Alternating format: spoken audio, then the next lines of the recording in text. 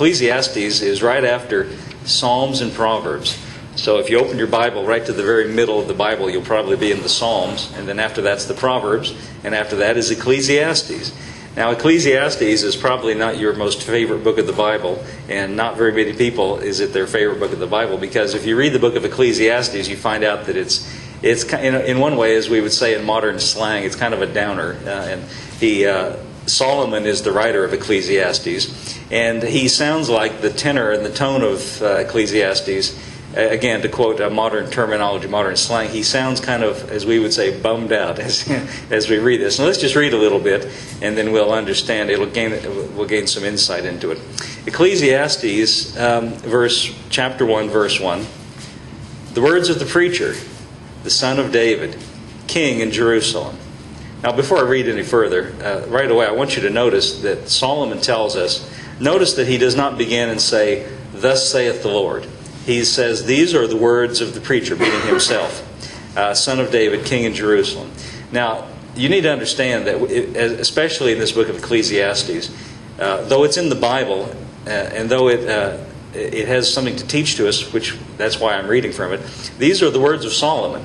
Now, as we read what we're going to read, note it's not God speaking, it's Solomon speaking. And we'll get his perspective as we read a little further and understand it. I say that to point out to you that in the book of Ecclesiastes, we are reading the words of Solomon. It tells us, right in verse 1, the words of the preacher. We were speaking before church started about, I'll just say the Jehovah's Witnesses. And we were talking about some of the things they believe, and they quote very extensively from the book of Ecclesiastes to try to prove a point that's not really true. They'll say, well, a man, when he's dead like a dog. Because that's what it says in Ecclesiastes. But that's what Solomon says in a kind of a bitter kind of frame of mind. That's not what God says, and that's not the teaching of the rest of the Bible. But anyway, I just point that out to you. We're reading here the words of Solomon. He doesn't say, "Thus saith the Lord." The Bible is an honest book. When you read the books of the Bible, it tells you right away who's talking and who they're talking to and what's the frame of reference.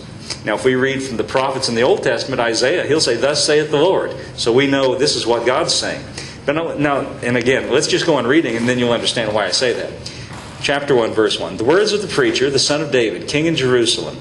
Vanity of vanities, saith the preacher. Vanity of vanity, all is vanity. Now, the word vanity comes from, our English word vanity comes from a Latin word, vanitas, which means empty. Now, Elliot, would you put up just for a moment the Amplified Translation? I was just looking at that before church started. Vapor, now the Amplified endeavors to amplify what the Greek words mean. Vapor of vapors, futility of futilities, says the preacher.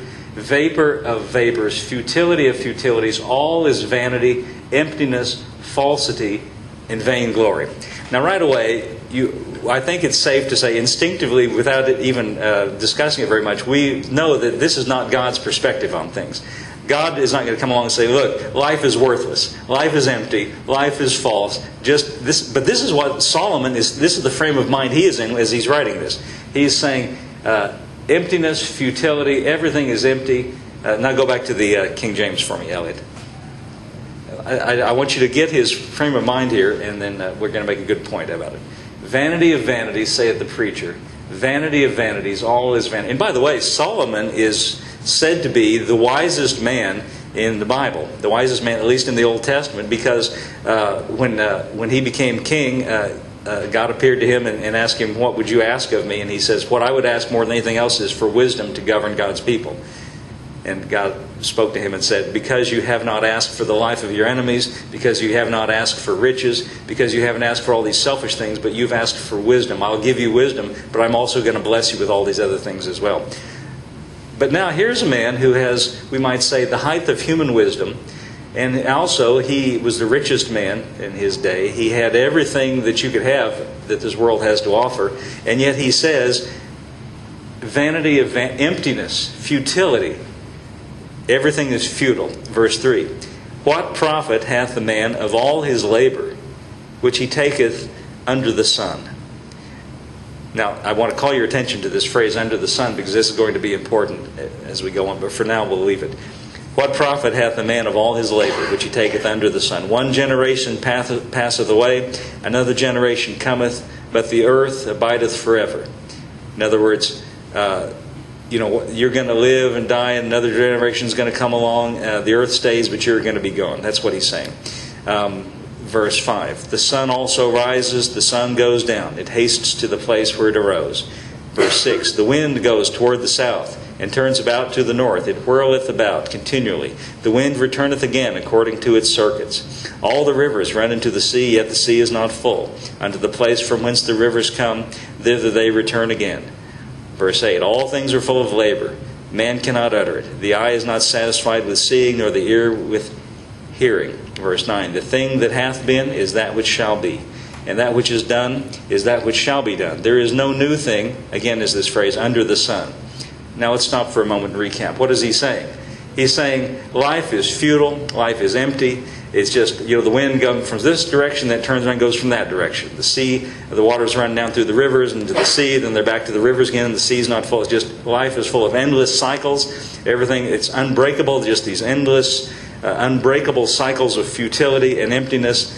Verse 10 says, is there anything whereof it may be said, see, this is new? It hath already been of old time, which was before us. There is no remembrance of former things, neither shall there be any remembrance of things that are to come with those that shall come hereafter. Verse 12, I, the preacher, was king in Israel, in Jerusalem, over Israel in Jerusalem. I gave my heart to seek and search out by wisdom concerning all things that are done under heaven. Now, 3 times now we've read either the phrase under the sun or under heaven. This sore travail hath God given to the sons of man, to be exercised wherewith. I have seen all the works that are done under the sun. 4th time he's mentioned that. And behold, all is vanity and vexation of spirit. That which is crooked cannot be made straight. That which is wanting cannot be numbered.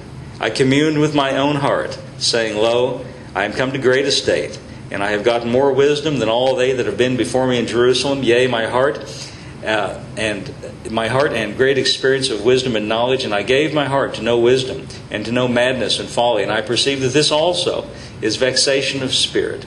For in much wisdom is much grief, and he that increaseth knowledge shall increase sorrow. If you go on reading, I'm not going to right now, we've read a whole chapter. I think we read enough to give you the frame of mind that Solomon is in as he's speaking. If you go on reading in the next chapter, he tells you about all the things that he tried looking for contentment, looking for happiness, looking for satisfaction. He talks about how he gave himself to, as we would say, partying and pleasure and things of that kind. He said, and I found out it was vanity. And I gave myself to acquiring great estates and orchards and fields, and I built pools and ponds, and that was vanity. And I got myself men servants and maid servants and all these people under me to rule and to reign over, and that was vanity. He says, I did everything there is to do. I tried everything there is to try. I've done everything that there is to do under the sun, and everything was vanity, and everything's futile. Now, would you agree with me from what we've just read? He sounds like he's not in a very happy frame of mind. It sounds like he's unhappy, discontent, and yet here's a man who had everything. Here's a man, the richest man on planet Earth of his day. He had everything, he'd done everything, there was nothing he restrained himself from, and then he says, under the sun, notice we've read it at least 4 times, everything under the sun is futile and vain and empty.